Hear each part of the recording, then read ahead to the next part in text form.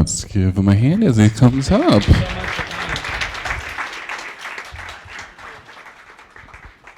Thank you guys so much for coming. Yeah. I'll let you introduce yourself. Jody McVeigh-Schultz. I wrote and directed the film. Nice. And yeah, I wanted to introduce a couple people who are here who are part of it. Don Yannon, who played Roger. You want to stand up real quick? Say hi. Fabulous job. Give me a hand. And Donnie Brownlow. How's it going? He was our AC grip electric, like literally almost everything. Master of all in the trades. Camera and grip sections. Nice. But yeah. Cool. Just to remind everyone, my name is Dennis Baker. I'm the business program director. A big reason we do these films is to encourage our audience to create their own work, and the way that happens is by hearing people who've been there, done it, and survived to tell the stories. So we're going to jump right into it. Let's start with story and script, because you can't make a movie without that. So how did the story come to be? Kind of talk about that process. Yeah, it started with the place, really. The exteriors are all in this place in Northern California called Lassen National Park. And it's a place I grew up going. My dad's family does have a cabin out there. It's not the cabin featured in there. It doesn't have electricity, so that wouldn't have worked out too well. But we did hike along trails. The Cinder Cone is a hike I've taken that is legitimately 10 miles out, I think, from the road. And it just it's a kind of bizarre place topographically and geologically. And it was just something I had like a spiritual connection to. And then I knew I wanted to get a character out there with a reason, give the place itself some effect on that character. So the place kind of played a role in the movie itself. Nice. And then from there, kind of how did you start to get to writing? Did you do a draft first? Did you outline some stuff? To kind of talk about that process. Yeah. So, I kind of knew that I had this deadline of the summer, because really the only time you can get up there when there's not snow on the roads is in the summer. And so it was probably sometime in the winter. I decided to write the thing, and really it was just like how to get that character up there and also not have a bunch of other characters there. So I decided it would be an inheritance story. And then, it just kind of came together. We had a draft without the dog, and then the dog came into it, and then the campers were there, and, they were kind of, just other campers from kind of similar to him, and it was like, how do you make them different? Oh, they knew his father, and it just kind of evolved, and I had just good people reading it for me and offering suggestions.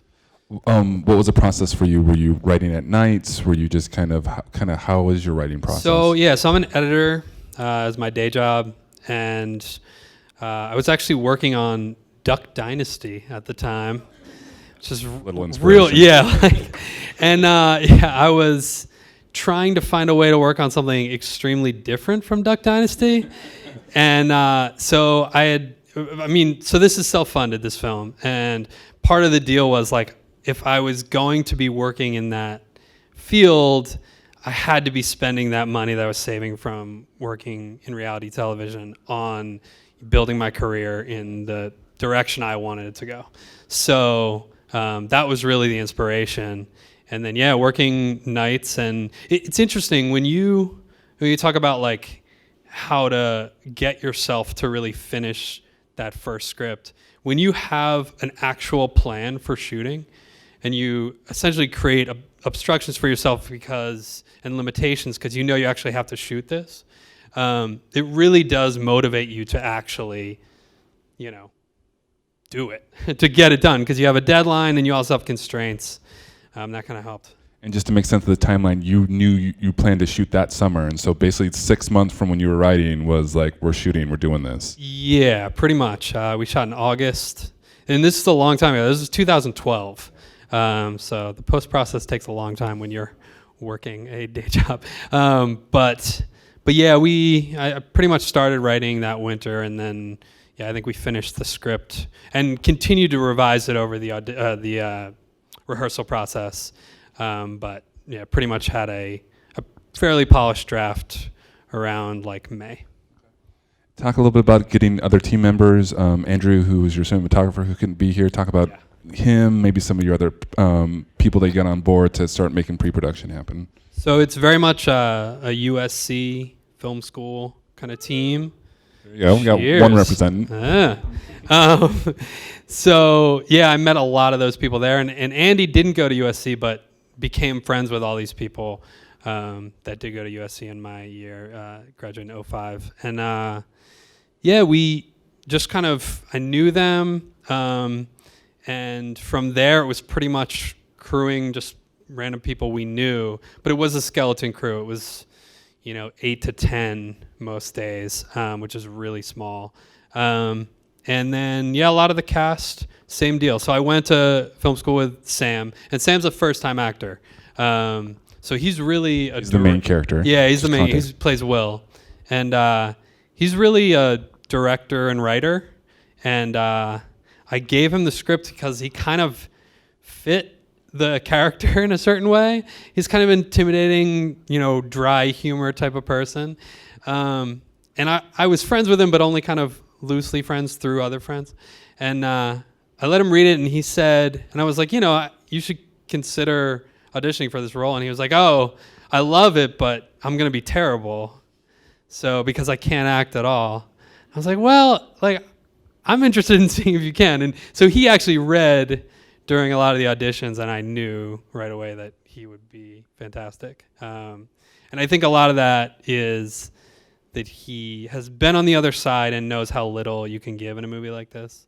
That part of what you're doing is restraining so that, the context and the rest of the filmmaking can kind of tell you what's going on beneath the surface. And a lot of that, this kind of filmmaking is often about like what you don't show or what you don't say, that makes it more like real life. So, talk a little bit in the pre-production process. You said you self-funded. Was it all money you obviously saved from your day job? Did you have that all saved by pre-production, or were you continually kind of adding to the pot and? Yeah, no, I had it saved up. It is a weird thing when you do something like this. Like, I don't know that I would completely self-fund again, partly because you're like, well, you controlled the budget, so why is this crafty so terrible? And you're like, well, so, yeah, I mean, it's interesting. It's nice to have that ability, and that was amazing to have that money saved up. But yeah, it is hard to be the person both directing and doing the creative stuff, and also be, essentially like the line producer and writing the checks and stuff. So talk a little bit about, for our actors, which are many in here, the casting process. It was a little non-traditional. Talk about that. Mm-hmm. We talked about in the green room, and then talk about when you did audition for what roles. Okay. So yeah, it was mostly through my circle of friends and friends of friends. But we did auditions for each role. And so Chris Malika, who played Luke, the brother camper, was friends with Sam. And actually, it was interesting because I had always seen that role as more of a hippie, kind of like a granola guy that spends all his time in the woods. And what was interesting about Chris is he's not that. And it actually helped because I was able to see this specific person and say, oh, well, in what ways is he different from Will, the main character, and how can we have them have this kind of subtle opposition, and is he kind of like, more of a responsible person than Will is? We kind of added little things like his camouflage backpack, and you get the sense that maybe he's military at some point, and he's kind of thinks that Will does things the wrong way, the whole knows how to use a compass kind of deal. But it was interesting because we kind of found that in the casting process. And then Don, who's here, who played Roger, was a much more traditional, like we put out a casting call and now casting, and had a bunch of people read, and Don was just clearly had the kind of it factor that you want. I mean, it's funny. We almost had to dial down how much you are that neighbor, because he's so much that you don't want it to be like too on the nose or anything. But yeah, he was great, and he came in and read with Sam, and we just kind of knew at that point. And then we did rehearsals and rewrote, because in this kind of thing, we were improving some, but a lot of the changing dialogue and stuff happened in rehearsals when you realize, like, oh, this is too much or too obvious, or oh, we should save this for another scene or whatever else, or this scene's too long, which was often the case. Give a glimpse behind the table. What was what advice or what was helpful when actors came to audition for you? What was recommendations? I mean, so from an actor's point of view? Yeah, from a director's point of view, what did the actors do that went well for them, or was just good, or was helpful in I mean, I think this is the obvious answer, but yeah, if you can make a distinct adjustment, that's generally what directors will do. Will ask you to make an adjustment just to see if you can do two sides of something. But yeah, creating kind of a, obviously you prepare going in for one read, but sort of being open-minded enough to make a distinct adjustment. Because so I'm an editor, so I direct a lot of this stuff for the editing room to give myself enough options. There weren't a lot of oneers in there, and the oneers that we did choose, they really worked, but we had options for coverage. So yeah, I think from my perspective, I just wanted somebody who could give me lots of different versions and try stuff out. And you want somebody who's willing to experiment and play around and stuff. So you talked about rehearsals, about how many days you rehearse, how do you rehearse, and then kind of talk about production days, where do you shoot, locations, those type of things. Depending on the characters, it was generally, we rehearsed each scene, I would say 2 or 3 times. And yeah, so like 4 days maybe of rehearsal.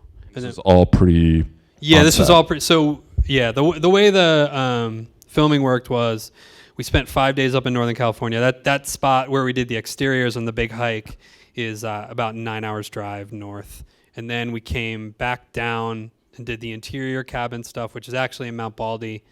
And then there was stuff in LA, and then everything on the lake was Big Bear Lake. So kind of stitched together, but in a way that hopefully felt like it was all one sort of world. So. And then how many days of production? Total, yeah. Yeah, so 21 days total in August. And then we did, I think, a day of inserts in the cabin to really bring it to life and have some edit options there. Since you were a small crew and had to do multiple jobs, how did you have to adjust as a director? Because you're also, like you said, the line producer, and can kind of know how much you could spend on things, but then also as the creative person, you want to get certain things as well. So how did you kind of balance that, and where did you have to kind of cut or trim? Tricky. Yeah, I don't think I'm a producer by trade. So like I had a co-producer, Andy, who's the DP and was really handling kind of the technical aspect. He helped us get a lot of the equipment and do that kind of thing. And really, everybody on this film had 5 jobs. So he was doing that kind of stuff. He was creative in post. He was producing. But yeah, it is hard to balance that stuff. I think one of the nice things about not doing it the way I did and being a director that's purely creative is you can kind of be with the actors and not undermine your producers, but you're kind of like, oh, we're over here, don't worry about them. But when you're both, you can't like be the director and make fun of the producer because you're the producer, or be like, oh, we're doing our little thing, don't worry about them, that's all technical. And you end up balancing that, and so it was tough. It's also really important to have a experienced killer AD, and we I don't know if you saw in the credits, but we had 2 ADs And it was really like the one of them was relatively new to it, and the other was our sound guy who became the AD and sound guy because we needed it.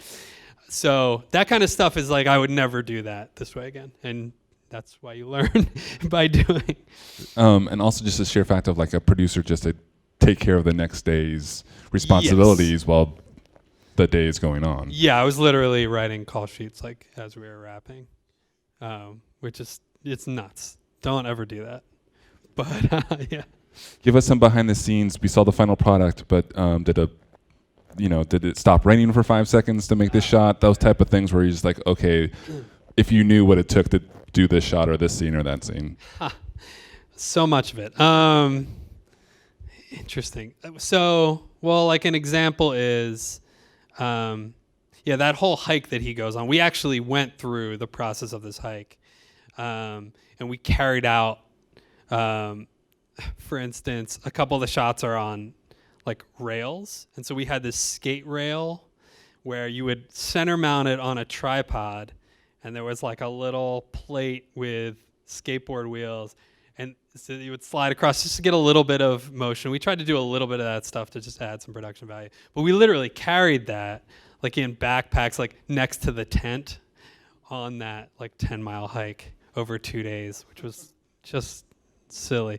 But that said, like in a film like this, if you don't have something like that cinder cone, like it really just is a small film. And so you need to give it that gravitas and that like largeness so that it's more than just like some people talking in a room.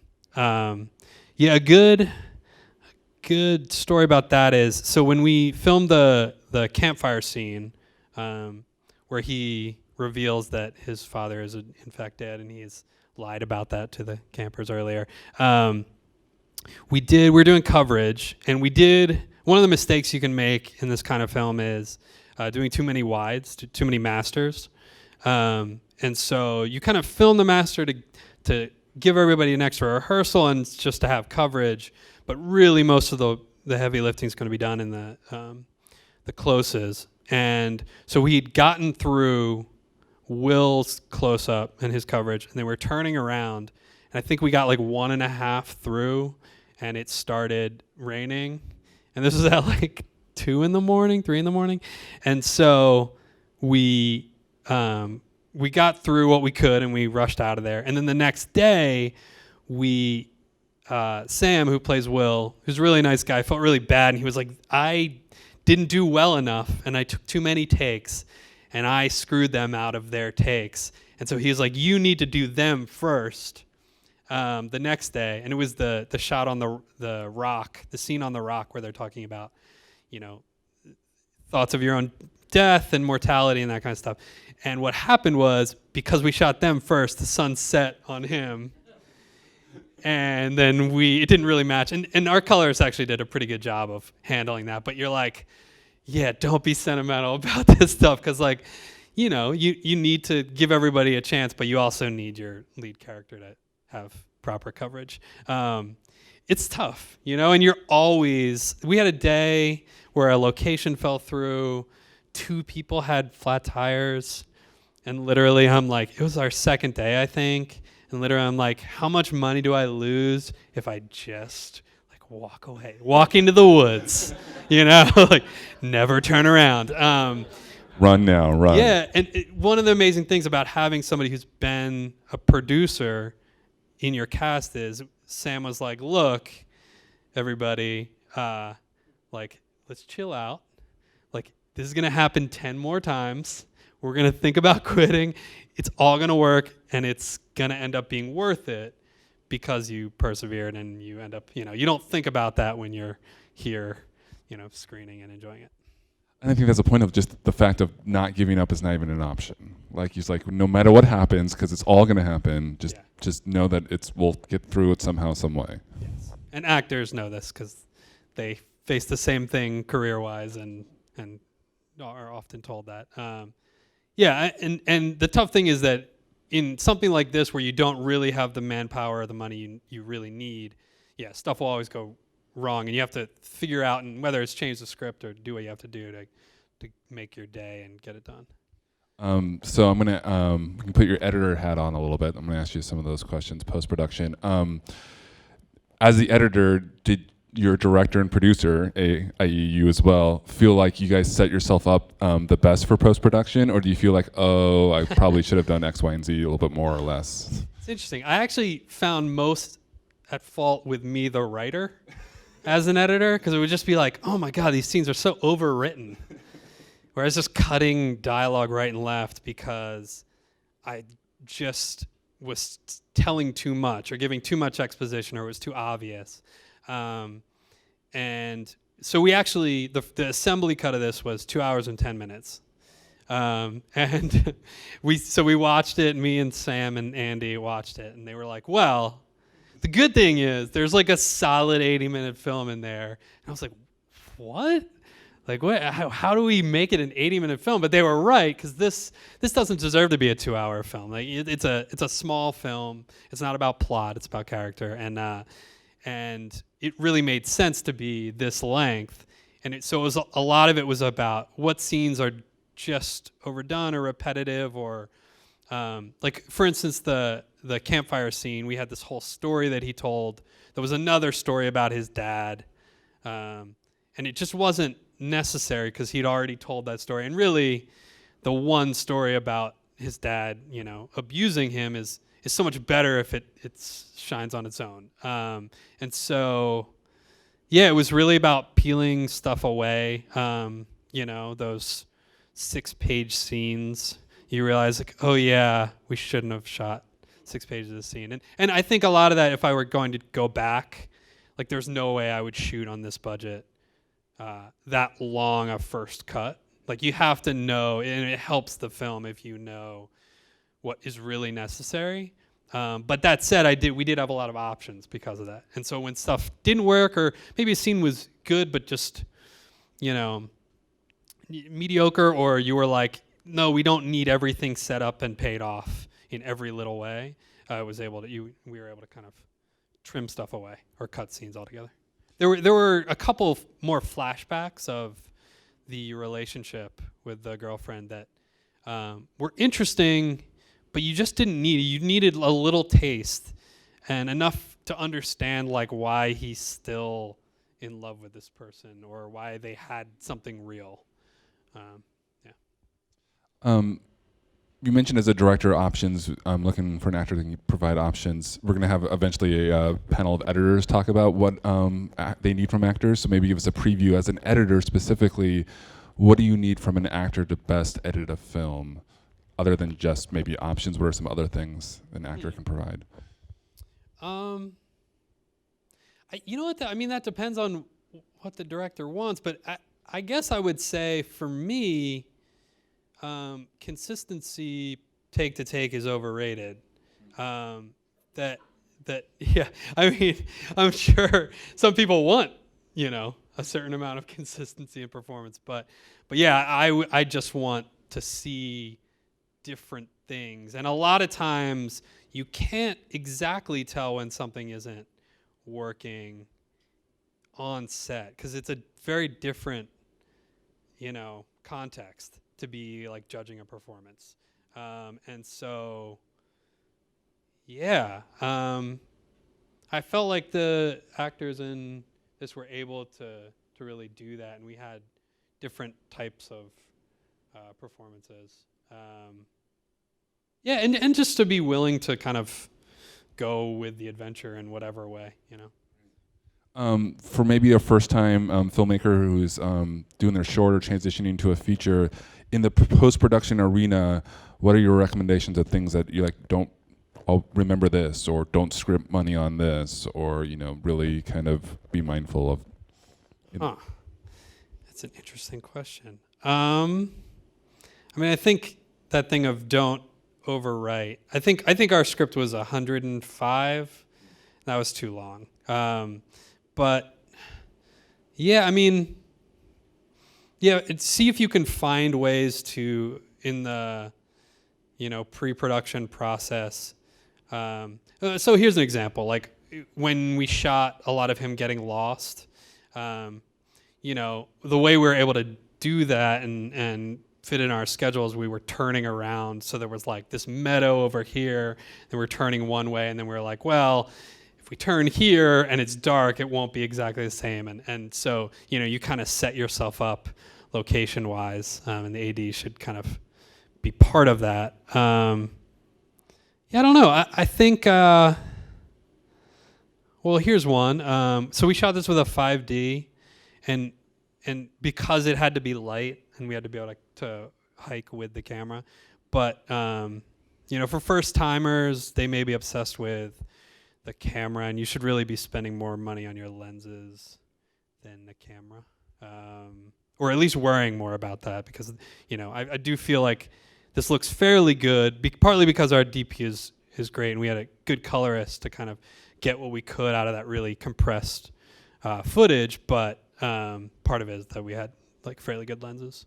So. Film festivals, in submitting to film festivals, were you very specific about, I think this film's going to fit at certain film festivals over others, or did you just I'm going to send them to as many as I want? Talk about that process, because people do it differently. That's actually, that would be the thing that was most eye-opening for me was the after you picture lock sort of process. Because there's so much money to be spent there, and there's an interesting thing where when you're in production, you're like, look, we have no money, here's what we can pay you. That's all well and good, but you can't go to some big time, musical artist and be like, hey, we have no money, so we don't want to pay you anything, but hey, do this out of the kindness of your heart.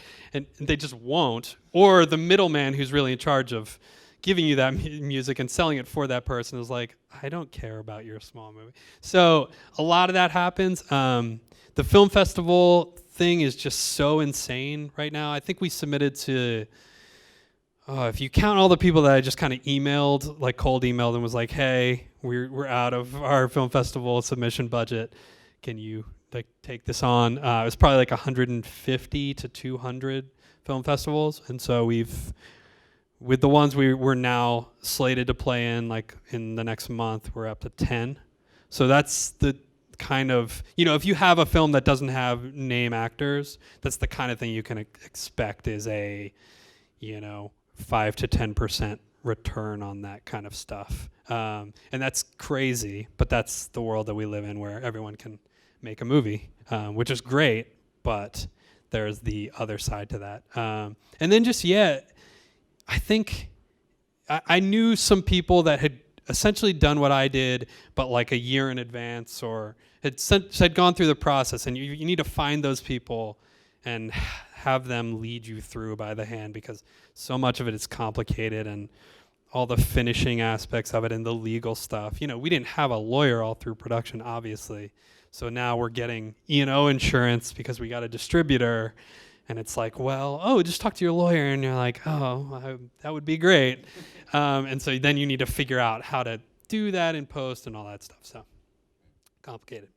It is. We usually wrap it up with a kind of golden nugget question. If you wanted a filmmaker to remember one thing about this conversation or advice, what would that be for them?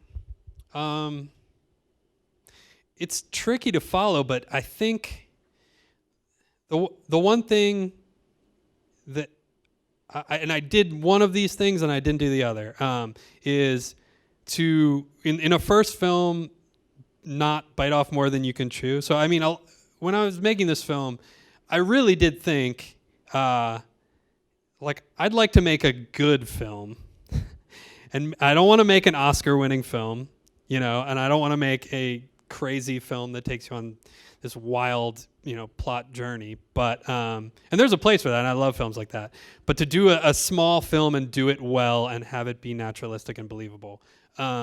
The thing I didn't do was to do something that is incredibly unique, and I think you can do both at the same time. I went out to the festival circuit, and you do see movies that are like this. I think there are parts of it that are really unique, like that scene with the tape recording of the kid. That's something that is only in this film. The cinder cone is something that you'll only see in this film. But there's a lot of kind of navel gazing ish films out there, and I know that. And I think that there's ways to do a story like this, but have it be really you know, like something that has not been done before, and also have it be, you know, within your wheelhouse, and have it be something that's not where you're not going so far in your expectations for a first film, you know, to have it be something you can manage and make solid. Great. I think that's something tactile that they can hold on to. That's great. Let's give Jody a hand and say thank you for sharing his story.